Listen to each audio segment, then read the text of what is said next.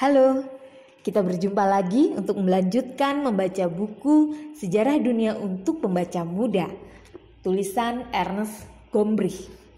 Bab yang ke-8, berjudul Pertarungan Tak Seimbang. Antara tahun 550 dan 500 sebelum Masehi berlangsung sesuatu yang sangat aneh. Aku sendiri tidak begitu jelas bagaimana bisa sampai begitu. Tapi justru ketidakjelasan itu yang membuatnya menarik. Begini, jajaran pegunungan tinggi Asia yang terletak di daerah sebelah utara perbatasan Mesopotamia selama berabad-abad didiami oleh suku bangsa orang gunung asli. Agama yang mereka anut indah. Mereka memuja cahaya dan matahari, yang terangnya diyakini sedang berjuang terus-menerus melawan kegelapan.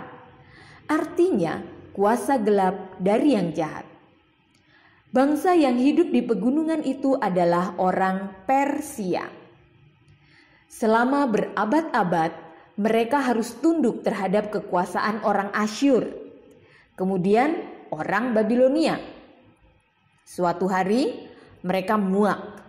Pemimpin mereka, Kiros, manusia luar biasa yang berani dan bijaksana, tidak mau lagi menyaksikan ketertindasan bangsanya. Jadi pasukan berkudanya bergerak ke dataran Babilon. Orang Babilonia yang berdiri tinggi-tinggi di atas tembok kota tertawa terbahak-bahak melihat gerombolan kecil pejuang yang berniat memasuki kota mereka. Siapa kira orang Persia di bawah pimpinan Kiros berhasil merebut Babylon berkat tipu daya dan keberanian. Dengan demikian, Kiros menjadi penguasa kerajaan besar itu. Hal pertama yang dilakukannya, ia membebaskan semua suku bangsa yang dijadikan tahanan oleh orang Babilonia. Di antaranya adalah bangsa Yahudi yang lantas kembali ke kampung halamannya di Yerusalem. Peristiwa penting itu terjadi pada tahun 538 sebelum Masehi. Ingat? Namun, Kiros ternyata belum puas dengan kerajaannya yang luas itu. Ia berangkat lagi, kali ini menuju Mesir. Dalam perjalanan, Kiros meninggal dunia.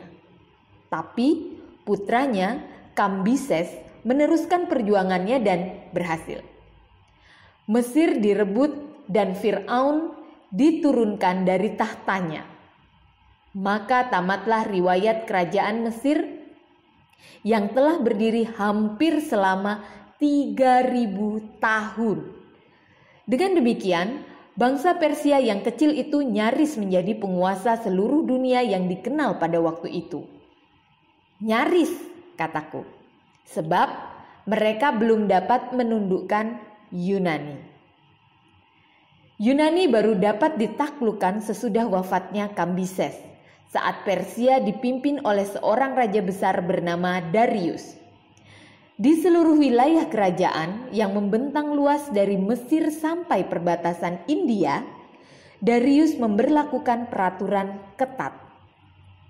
Di mana-mana hanya dapat diambil tindakan yang sesuai dengan titah raja.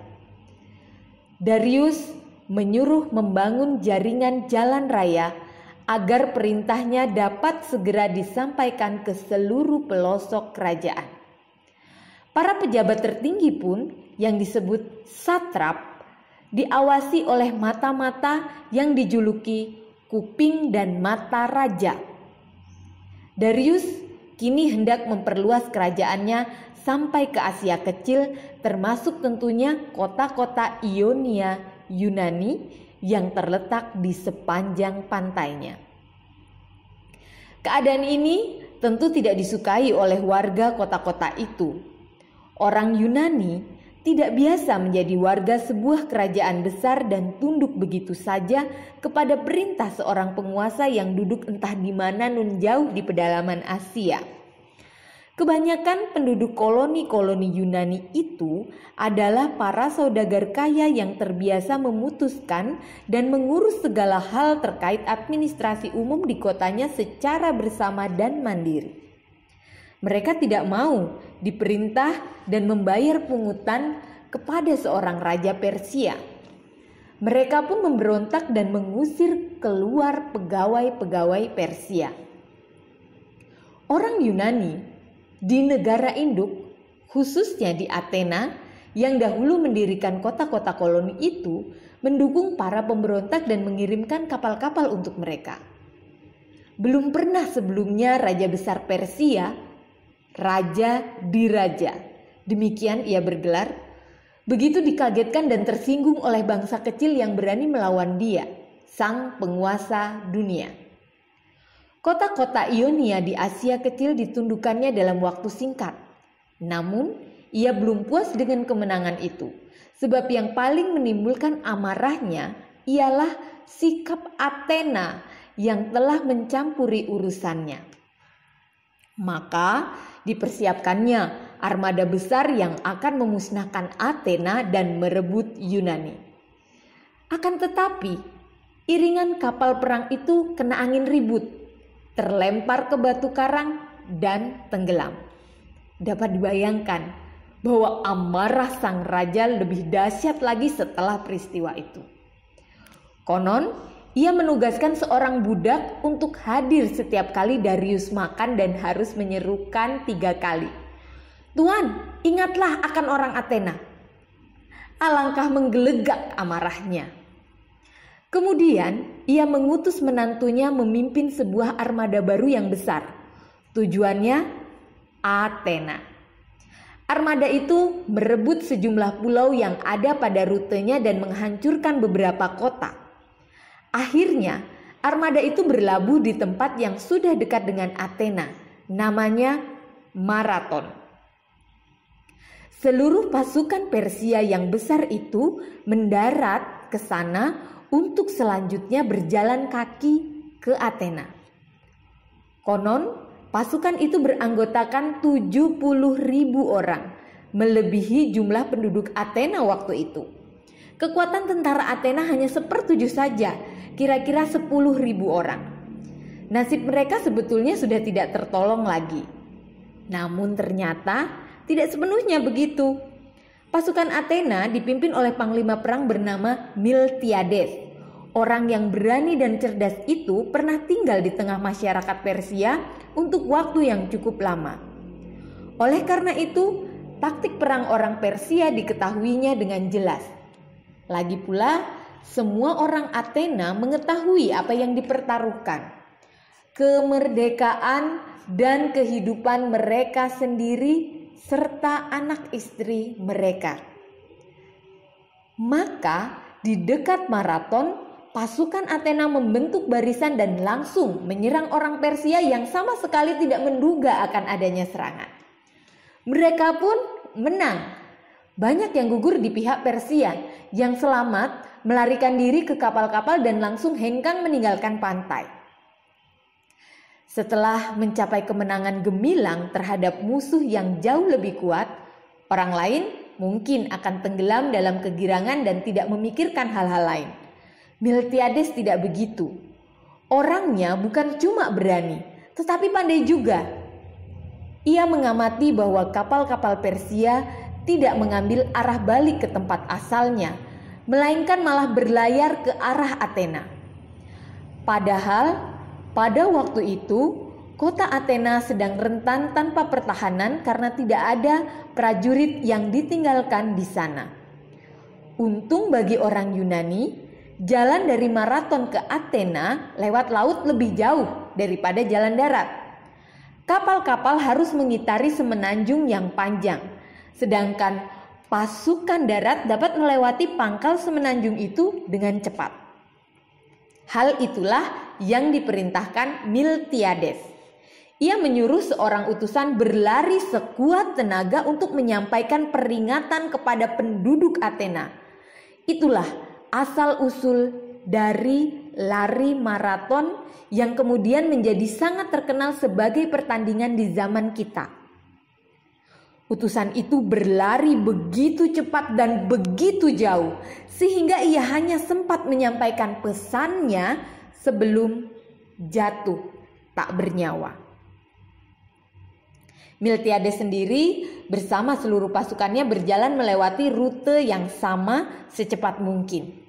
Betul, waktu mereka semua baru berdiri di dermaga pelabuhan Athena, terlihatlah armada Persia bermunculan di kaki langit. Orang Persia kaget. Melawan pasukan yang begitu berani, mereka tak mau bertempur lagi. Jadi mereka berbalik arah dan berlayar kembali ke Persia. Tidak hanya kota Athena saja, seluruh Yunani telah diselamatkan. Peristiwa itu terjadi pada tahun 490 sebelum Masehi. Dapat kita bayangkan reaksi Raja Darius yang marah besar ketika menerima kabar mengenai kekalahan di Marathon. Akan tetapi, pada waktu itu ia tidak sanggup melakukan aksi baru melawan Yunani sebab di Mesir terjadi pemberontakan. Jadi pasukannya harus segera dikirim ke Mesir. Tidak lama kemudian Darius wafat. Tugas membalas dendam pada Yunani beralih ke tangan penggantinya yang bernama Xerxes. Raja baru ini berwatak keras dan ambisius. Dengan giat dilaksanakannya tugas tersebut. Xerxes mengumpulkan bala tentara yang berasal dari semua suku bangsa yang tunduk pada Persia. Ada orang asal Mesir, Babilonia, Persia, dan Asia Kecil. Mereka semua datang mengenakan pakaian daerah masing-masing dan membawa segala macam senjata, busur dan anak panah, tameng dan pedang, lembing, kereta perang dan ketapel. Ramai sekali kerumunan orang itu. Menurut catatan, jumlah mereka melebihi 1 juta. Harapan apa yang dimiliki orang Yunani menghadapi pasukan semacam itu? Kali ini Xerxes sendiri turun langsung mengomandoi tentaranya. Setelah tiba di selat yang memisahkan Asia Kecil dengan kota yang kini adalah Istanbul, pasukan Persia menyeberanginya melewati jembatan ponton. Namun ombak-ombak besar menghempas dan jembatan itu pun ambruk. Xerxes tidak dapat menahan amarahnya. Ia menyuruh orang mencambuki laut dengan rantai-rantai. Kurasa sih laut masa bodoh saja diperlakukan seperti itu. Sebagian dari pasukan raksasa itu menyerang Yunani lewat laut, sementara sebagian lagi mengambil jalan darat. Di pihak Yunani, sekelompok pasukan yang terdiri dari orang Sparta dan sekutu mereka berusaha menghalangi penyerangan dari Persia itu di sebuah sela gunung yang sempit di sisi utara Yunani, namanya Thermopyles. Orang Persia menyeru supaya orang Sparta menyerahkan senjata. "Ayo, ambil saja sendiri di sini." Begitu jawabannya. "Panah kami begitu banyak jumlahnya," ancam orang Persia. "Sampai matahari akan digelapkan olehnya." "Bagus juga," balas orang Sparta. "Jadi kita bisa bertempur di keteduhan." Namun seorang Yunani pengkhianat menunjukkan jalan setapak pegunungan kepada orang Persia dan pasukan Sparta pun terkepung lalu terperangkap oleh karenanya. Semua tentara Sparta yang jumlahnya 300 orang, begitu juga 700 sekutu mereka gugur dalam pertempuran. Tetapi tak ada seorang pun yang melarikan diri. Begitulah hukum mereka. Nantinya tugu peringatan didirikan di Thermopyles dan seorang penyair Yunani menulis kata-kata berikut untuk mengenang mereka. "Hai pelancong, kabarkan kepada warga Sparta, kami semua tergeletak di sini karena hukum mereka kami taati dengan setia." Sementara itu, orang di Athena tidak tinggal diam sejak tercapainya kemenangan besar di Marathon. Themistokles pemimpin baru mereka yang pandai dan berpandangan jauh ke depan selalu menekankan bahwa mukjizat seperti yang telah terjadi di Marathon tidak mungkin berulang lagi. Ia meyakinkan penduduk Athena bahwa mereka mutlak harus memiliki armada kapal kalau mau terus bertahan melawan Persia. Maka armada pun dibangun. Themistokles memerintahkan agar semua penduduk meninggalkan kota Athena dan pindah ke sebuah pulau kecil di dekatnya yang bernama Salamis. Dapat kita ambil kesimpulan bahwa jumlah penduduk Athena tidak begitu besar pada waktu itu. Kapal-kapal perang Athena siap siaga di lepas pantai Salamis. Ketika pasukan darat Persia tiba di Athena dan menemukan kota yang sudah sepi itu, mereka membakar dan menghancurkannya. Akan tetapi mereka tidak dapat berbuat apa-apa terhadap orang Athena yang dari jauh melihat kota mereka musnah dilalap api. Untuk sementara, orang-orang di Salamis masih aman. Namun ada ancaman baru yang mendekat, yaitu armada Persia yang akan mengepung pulau itu. Para sekutu Athena mulai takut. Mereka berniat pergi dengan kapal-kapalnya dan membiarkan orang Athena menemui nasib mereka. Pada saat itulah Themistokles menunjukkan jiwa pemberaninya yang sungguh banyak akal. Segala usahanya membujuk para sekutu sudah gagal. Mereka sepakat akan berangkat keesokan pagi.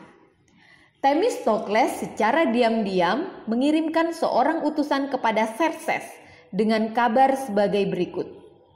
Lakukanlah serangan selekas-lekasnya. Begitu seru utusan itu. Kalau tidak, sekutu-sekutu Athena akan lepas. Xerxes benar-benar kena tipu. Pagi-pagi keesokan hari, ia menyerang dengan kapal-kapal perang besarnya yang digerakkan oleh sejumlah besar pendayung. Ternyata Xerxes kalah. Memang ukuran kapal-kapal Yunani lebih kecil, tetapi justru hal inilah yang membuat kapal itu lebih cepat bergerak. Di perairan yang banyak pulaunya, kegesitan bergerak itu menguntungkan. Hal lain yang penting, orang Athena kembali berjuang dengan gigih demi kemerdekaannya dan harapan mereka menjadi semakin kuat karena kemenangan di Marathon yang mereka raih 10 tahun sebelumnya. Xerxes yang berdiri di atas bukit harus mengamati gali-gali beratnya ditabrak dari samping oleh kapal-kapal Yunani yang kecil dan cepat. Lalu ditenggelamkan kapal itu. Dengan putus asa ia menyuruh sisa armadanya mengundurkan diri. Dengan demikian orang Athena menang untuk kedua kali. Bahkan melawan pasukan dari kerajaan adik kuasa Persia yang lebih besar lagi. Peristiwa itu terjadi pada tahun 480 sebelum Masehi. Tak lama kemudian pasukan darat pun dikalahkan oleh tentara gabungan Yunani dekat Plataea. Sejak itu orang Persia tidak berani lagi menyerang wilayah Yunani. Dan ini menarik, sebab jangan dikira orang Persia itu kurang kuat atau kurang pintar dibandingkan orang Yunani. Bukan begitu. Tetapi ingat, apa yang sudah kuceritakan mengenai sikap orang Yunani yang berbeda dari tetangga-tetangga mereka. Kerajaan-kerajaan besar di Asia dan Afrika Utara selalu mempertahankan adat dan ajarannya lama secara turun-temurun. Tidak jarang sampai kehidupan masyarakatnya menjadi jumud. Hal sebaliknya terjadi di Yunani, khususnya di Athena. Hampir setiap tahun timbul gagasan pembaruan. Tidak ada lembaga yang berdiri untuk waktu lama di Athena. Pemimpin pun tidak bertahan lama. Hal itu dialami juga oleh kedua pahlawan besar perang melawan Persia, Miltiades dan Themistokles. Mula-mula mereka dipuji, disanjung dan dihormati dengan monumen. Kemudian mereka dituntut di pengadilan, difitnah dan diasingkan. Memang sikap orang Athena yang seperti itu tidak terpuji. Tetapi kegemaran akan pergantian adalah sebagian dari watak mereka. Selalu mesti ada hal baru untuk dicoba. Tidak pernah puas, tidak pernah kenyang dan tenang. Begitulah semangat orang Athena. Berkat semangat itulah dalam dasawarsa setelah perang melawan Persia, di benak warga kota kecil itu lebih banyak dicetuskan gagasan daripada yang timbul selama 1000 tahun di kerajaan-kerajaan besar Asia. Apa yang dipikirkan, digambarkan, dikarang, diuji coba pada waktu itu, apa yang diperdebatkan dan dibicarakan oleh orang-orang muda di lapangan pasar dan oleh orang-orang tua di balai kota masih merupakan sumber ilham dan bahan pemikiran kita sampai sekarang. Rasanya aneh, tetapi memang begitu adanya. Sumber mana yang akan tersedia bagi kita seandainya yang menang di maraton pada tahun 490 sebelum Masehi atau 10 tahun kemudian dekat Salamis adalah pihak Persia? Pertanyaan itu tidak dapat aku jawab. Demikian bab 8 udah selesai.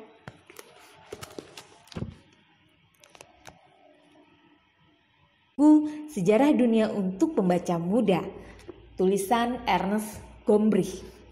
Bab yang ke-8 berjudul Pertarungan Tak Seimbang. Antara tahun 550 dan 500 sebelum Masehi berlangsung sesuatu yang sangat aneh. Aku sendiri tidak begitu jelas bagaimana bisa sampai begitu. Tapi justru ketidakjelasan itu yang membuatnya menarik. Begini, jajaran pegunungan tinggi Asia yang terletak di daerah sebelah utara perbatasan Mesopotamia selama berabad-abad didiami oleh suku bangsa orang gunung asli. Agama yang mereka anut indah. Mereka memuja cahaya dan matahari, yang terangnya diyakini sedang berjuang terus-menerus melawan kegelapan. Artinya, kuasa gelap dari yang jahat. Bangsa yang hidup di pegunungan itu adalah orang Persia. Selama berabad-abad, mereka harus tunduk terhadap kekuasaan orang Asyur, kemudian orang Babilonia. Suatu hari, mereka muak.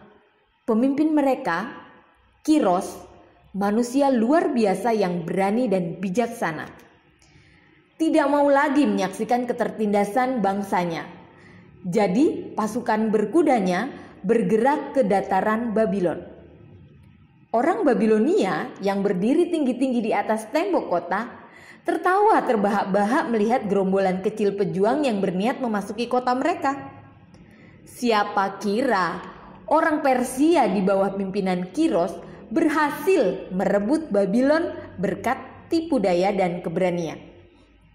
Dengan demikian, Kiros menjadi penguasa kerajaan besar itu.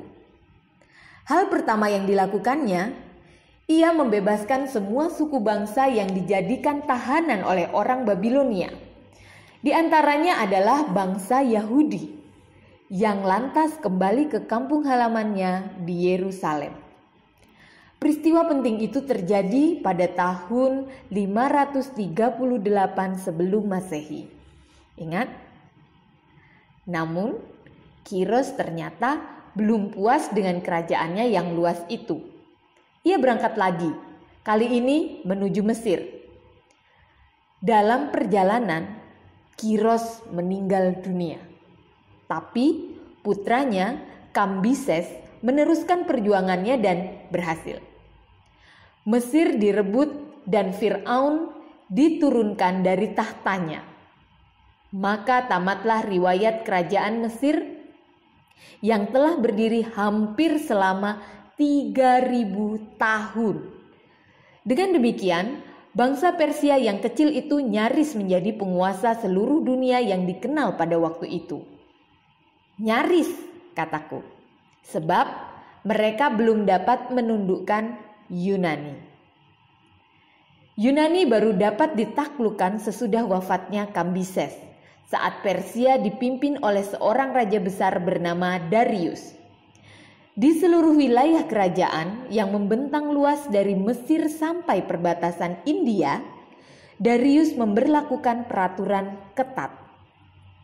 Di mana-mana hanya dapat diambil tindakan yang sesuai dengan titah raja. Darius menyuruh membangun jaringan jalan raya agar perintahnya dapat segera disampaikan ke seluruh pelosok kerajaan. Para pejabat tertinggi pun yang disebut satrap diawasi oleh mata-mata yang dijuluki kuping dan mata raja. Darius kini hendak memperluas kerajaannya sampai ke Asia Kecil, termasuk tentunya kota-kota Ionia Yunani yang terletak di sepanjang pantainya.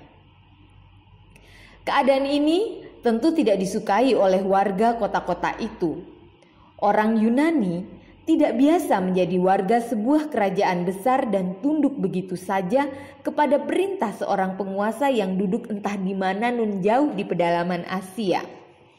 Kebanyakan penduduk koloni-koloni Yunani itu adalah para saudagar kaya yang terbiasa memutuskan dan mengurus segala hal terkait administrasi umum di kotanya secara bersama dan mandiri. Mereka tidak mau diperintah dan membayar pungutan kepada seorang raja Persia. Mereka pun memberontak dan mengusir keluar pegawai-pegawai Persia. Orang Yunani di negara induk, khususnya di Athena yang dahulu mendirikan kota-kota koloni itu, mendukung para pemberontak dan mengirimkan kapal-kapal untuk mereka. Belum pernah sebelumnya raja besar Persia, Raja Diraja, demikian ia bergelar, begitu dikagetkan dan tersinggung oleh bangsa kecil yang berani melawan dia, sang penguasa dunia. Kota-kota Ionia di Asia Kecil ditundukkannya dalam waktu singkat. Namun, ia belum puas dengan kemenangan itu, sebab yang paling menimbulkan amarahnya ialah sikap Athena yang telah mencampuri urusannya. Maka dipersiapkannya armada besar yang akan memusnahkan Athena dan merebut Yunani. Akan tetapi, iringan kapal perang itu kena angin ribut, terlempar ke batu karang dan tenggelam. Dapat dibayangkan bahwa amarah sang raja lebih dahsyat lagi setelah peristiwa itu. Konon, ia menugaskan seorang budak untuk hadir setiap kali Darius makan dan harus menyerukan 3 kali. "Tuan, ingatlah akan orang Athena." Alangkah menggelegak amarahnya. Kemudian ia mengutus menantunya memimpin sebuah armada baru yang besar. Tujuannya Athena. Armada itu merebut sejumlah pulau yang ada pada rutenya dan menghancurkan beberapa kota. Akhirnya armada itu berlabuh di tempat yang sudah dekat dengan Athena, namanya Marathon. Seluruh pasukan Persia yang besar itu mendarat ke sana untuk selanjutnya berjalan kaki ke Athena. Konon pasukan itu beranggotakan 70.000 orang, melebihi jumlah penduduk Athena waktu itu. Kekuatan tentara Athena hanya 1/7 saja, kira-kira 10.000 orang. Nasib mereka sebetulnya sudah tidak tertolong lagi. Namun ternyata tidak sepenuhnya begitu. Pasukan Athena dipimpin oleh panglima perang bernama Miltiades. Orang yang berani dan cerdas itu pernah tinggal di tengah masyarakat Persia untuk waktu yang cukup lama. Oleh karena itu, taktik perang orang Persia diketahuinya dengan jelas. Lagi pula, semua orang Athena mengetahui apa yang dipertaruhkan. Kemerdekaan dan kehidupan mereka sendiri serta anak istri mereka. Maka di dekat Marathon, pasukan Athena membentuk barisan dan langsung menyerang orang Persia yang sama sekali tidak menduga akan adanya serangan. Mereka pun menang. Banyak yang gugur di pihak Persia, yang selamat melarikan diri ke kapal-kapal dan langsung hengkang meninggalkan pantai. Setelah mencapai kemenangan gemilang terhadap musuh yang jauh lebih kuat, orang lain mungkin akan tenggelam dalam kegirangan dan tidak memikirkan hal-hal lain. Miltiades tidak begitu. Orangnya bukan cuma berani, tetapi pandai juga. Ia mengamati bahwa kapal-kapal Persia tidak mengambil arah balik ke tempat asalnya, melainkan malah berlayar ke arah Athena. Padahal pada waktu itu kota Athena sedang rentan tanpa pertahanan karena tidak ada prajurit yang ditinggalkan di sana. Untung bagi orang Yunani, jalan dari Marathon ke Athena lewat laut lebih jauh daripada jalan darat. Kapal-kapal harus mengitari semenanjung yang panjang, sedangkan pasukan darat dapat melewati pangkal semenanjung itu dengan cepat. Hal itulah yang diperintahkan Miltiades. Ia menyuruh seorang utusan berlari sekuat tenaga untuk menyampaikan peringatan kepada penduduk Athena. Itulah asal-usul dari lari maraton yang kemudian menjadi sangat terkenal sebagai pertandingan di zaman kita. Utusan itu berlari begitu cepat dan begitu jauh sehingga ia hanya sempat menyampaikan pesannya sebelum jatuh tak bernyawa. Miltiades sendiri bersama seluruh pasukannya berjalan melewati rute yang sama secepat mungkin. Betul, waktu mereka semua baru berdiri di dermaga pelabuhan Athena, terlihatlah armada Persia bermunculan di kaki langit. Orang Persia kaget. Melawan pasukan yang begitu berani, mereka tak mau bertempur lagi. Jadi mereka berbalik arah dan berlayar kembali ke Persia. Tidak hanya kota Athena saja, seluruh Yunani telah diselamatkan. Peristiwa itu terjadi pada tahun 490 sebelum Masehi. Dapat kita bayangkan reaksi Raja Darius yang marah besar ketika menerima kabar mengenai kekalahan di Marathon. Akan tetapi pada waktu itu ia tidak sanggup melakukan aksi baru melawan Yunani sebab di Mesir terjadi pemberontakan. Jadi pasukannya harus segera dikirim ke Mesir.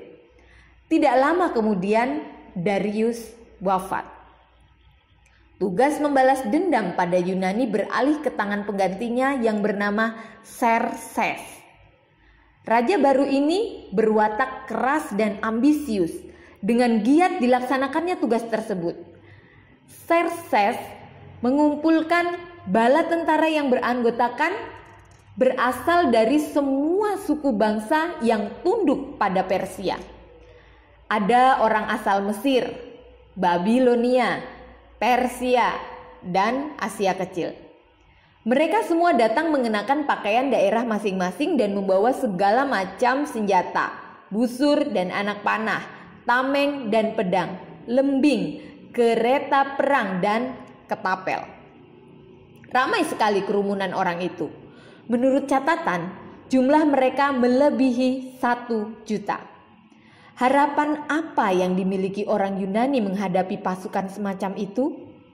Kali ini Xerxes sendiri turun langsung mengomandoi tentaranya. Setelah tiba di selat yang memisahkan Asia Kecil dengan kota yang kini adalah Istanbul, pasukan Persia menyeberanginya melewati jembatan ponton. Namun ombak-ombak besar menghempas dan jembatan itu pun ambruk. Xerxes tidak dapat menahan amarahnya.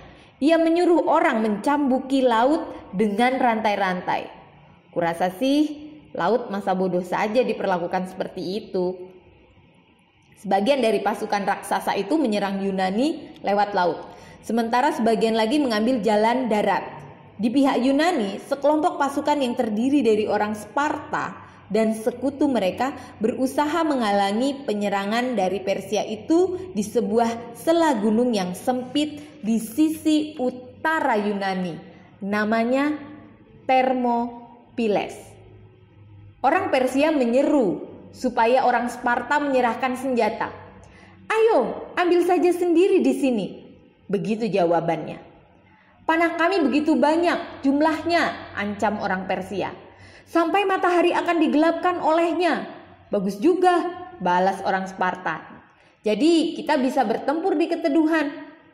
Namun seorang Yunani pengkhianat menunjukkan jalan setapak pegunungan kepada orang Persia dan pasukan Sparta pun terkepung lalu terperangkap oleh karenanya. Semua tentara Sparta yang jumlahnya 300 orang, begitu juga 700 sekutu mereka gugur dalam pertempuran. Tetapi tak ada seorang pun yang melarikan diri. Begitulah hukum mereka. Nantinya tugu peringatan didirikan di Thermopylae dan seorang penyair Yunani menulis kata-kata berikut untuk mengenang mereka. Hai pelancong, kabarkan kepada warga Sparta, kami semua tergeletak di sini. Karena hukum mereka kami taati dengan setia. Sementara itu, orang di Athena tidak tinggal diam sejak tercapainya kemenangan besar di maraton. Themistokles, pemimpin baru mereka yang pandai dan berpandangan jauh ke depan, selalu menekankan bahwa mukjizat seperti yang telah terjadi di maraton tidak mungkin berulang lagi. Ia meyakinkan penduduk Athena bahwa mereka mutlak harus memiliki armada kapal kalau mau terus bertahan melawan Persia. Maka armada pun dibangun. Themistokles memerintahkan agar semua penduduk meninggalkan kota Athena dan pindah ke sebuah pulau kecil di dekatnya yang bernama Salamis. Dapat kita ambil kesimpulan bahwa jumlah penduduk Athena tidak begitu besar pada waktu itu. Kapal-kapal perang Athena siap siaga di lepas pantai Salamis. Ketika pasukan darat Persia tiba di Athena dan menemukan kota yang sudah sepi itu, mereka membakar dan menghancurkannya. Akan tetapi mereka tidak dapat berbuat apa-apa terhadap orang Athena yang dari jauh melihat kota mereka musnah dilalap api. Untuk sementara, orang-orang di Salamis masih aman. Namun ada ancaman baru yang mendekat, yaitu armada Persia yang akan mengepung pulau itu. Para sekutu Athena mulai takut. Mereka berniat pergi dengan kapal-kapalnya dan membiarkan orang Athena menemui nasib mereka. Pada saat itulah Themistokles menunjukkan jiwa pemberaninya yang sungguh banyak akal. Segala usahanya membujuk para sekutu sudah gagal. Mereka sepakat akan berangkat keesokan pagi. Themistokles secara diam-diam mengirimkan seorang utusan kepada Xerxes dengan kabar sebagai berikut. Lakukanlah serangan selekas-lekasnya.